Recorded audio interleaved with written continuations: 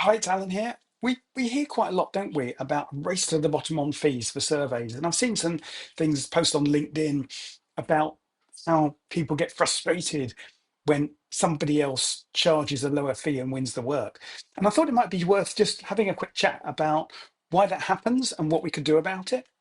So the fact is that most people move house only on average, I think it's about once every 23 years. And so for the average client, they're completely out of their familiar surroundings. They don't know how this system works or what the fees can be expected to be, what surveys are, what the differences are. And so price often becomes the main driver because they've nothing else on which to judge the value of that service.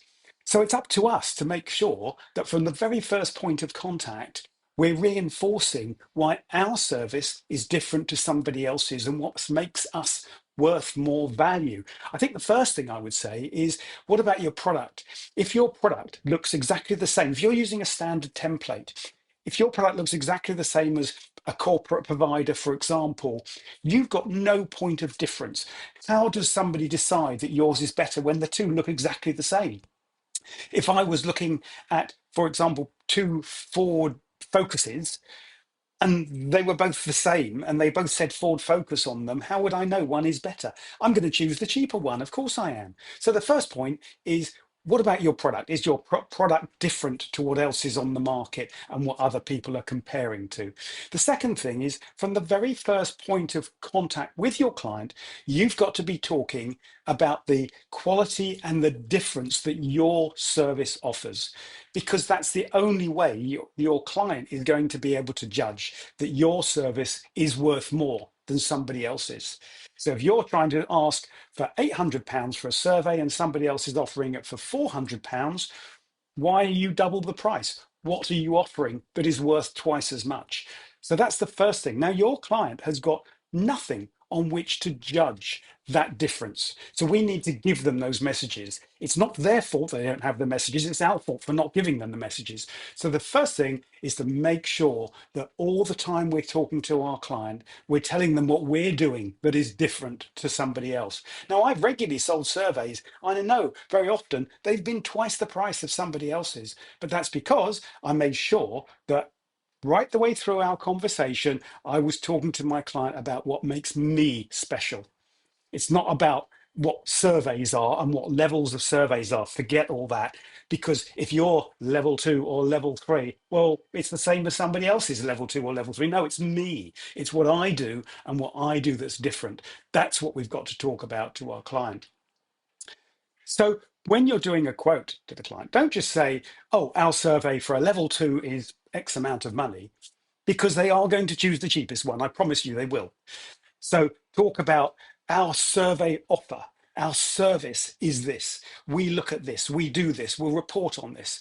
And we just want to make sure that we're doing the best thing possible for our client, giving them the very best possible service, making sure that we're telling them we're going to answer all their questions. We're going to tell them about the rot and the damp. And now we would expect to do that in a survey anyway, but your client doesn't know you're going to do that. We need to tell them that. We need to make sure that they can see that me, Alan, my service, my survey, my report, everything I do for that client is going to be of a better order than somebody else's. Because unless you do that, they will just choose price.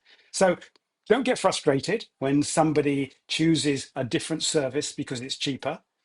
Look at it and say, how do I make my service look greater value than somebody else's service? So look at your product. Is your product different? Is it better? Look at the discussion you're having with your client. If you're talking level twos, level threes, you're talking the same words as everybody else. So you've got to make it about you. Talk about you and what your values are, how you do the job differently, how you do the job better. And that way your client can then say, actually, I get it now. So, why does somebody buy a BMW or Mercedes or a Bentley or a Porsche, and not why don't we all drive around in Dacias and Fords and Vauxhalls? Because they perceive those things as better value. Why does Marks and Spencers and Waitrose sell cheddar cheese at twice and three times the price of Aldi and Lidl? Because people have seen and appreciate the difference in the value and the service offering. So look at what you're doing, look at your emails, look at the communication you're having, and start to train yourself to make sure that from the very first point of contact with that client, all the time you are talking about what makes you different. You want them to want to buy you, not a product. Because if it's a product, well, they might just as well buy the cheap one. But if it's you, you are unique. They can't buy another you. So make sure it's you they want to buy. And that would be my most important tip. Now, it's quite a difficult thing to kind of do, really, if you're not used to doing that. But I'm very happy to have a chat with you about it. Alan at skylinesurveyors.co.uk. Always feel to get in touch. Always happy to have a chat and see if we can help you win more business at higher fees, which is great news. That's what we want to do, isn't it? So, anyway, thanks for listening. I hope you found it useful. Catch up with you soon. Cheers. Bye.